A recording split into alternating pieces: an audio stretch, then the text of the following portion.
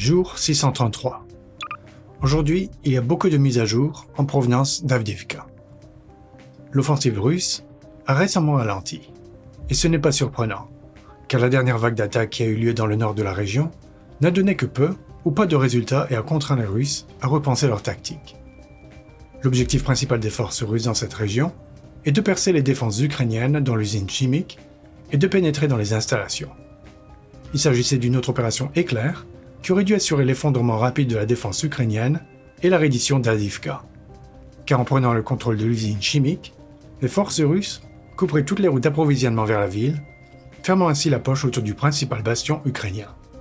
Malheureusement pour les Russes, comme l'ont rapporté les soldats ukrainiens qui assurent actuellement la défense devant l'usine chimique, les Russes ont été complètement démantelés. Les soldats ukrainiens ont admis que la récente tentative russe de prendre pied sur le territoire de l'usine présentait de nombreux défis pour les Ukrainiens, notamment en raison du temps, loin d'être parfait. Les forces russes ont tenté de tirer parti des pluies du brouillard dense du matin, car c'était à ce moment-là que les Ukrainiens avaient du mal à utiliser efficacement leurs drones. En outre, un combattant ukrainien a déclaré qu'il était difficile de maintenir une défense continue, car le personnel était épuisé, tandis que les forces russes envoyaient une nouvelle unité d'assaut au moment où la précédente était détruite.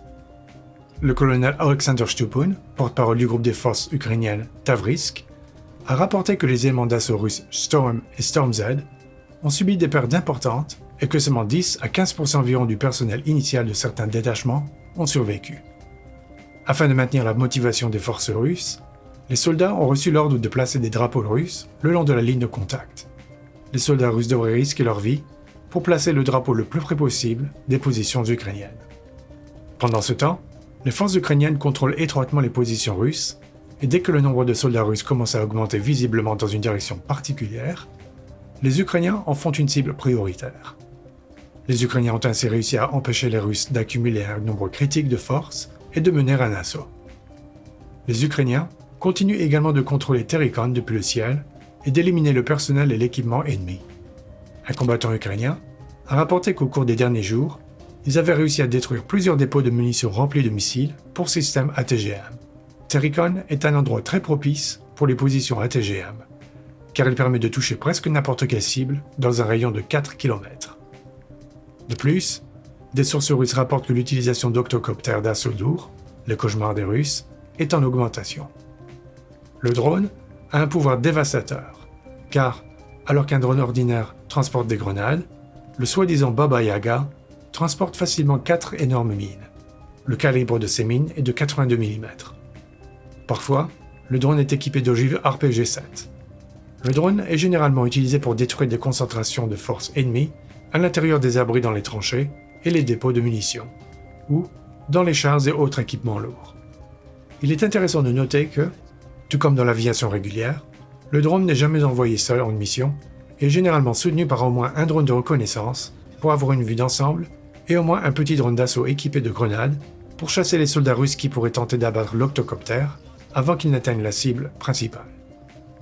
L'application de telles tactiques le long de la ligne de contact dans la partie nord de la région contribue grandement à stabiliser la situation, même si cela n'est pas encore facile. Face à la forte résistance de Stepove à l'usine chimique, les forces russes ont décidé de réorienter légèrement leur concentration. Le nouvel objectif des unités d'assaut russes dans la région était de prendre pied dans la périphérie de la zone résidentielle au sud du réservoir.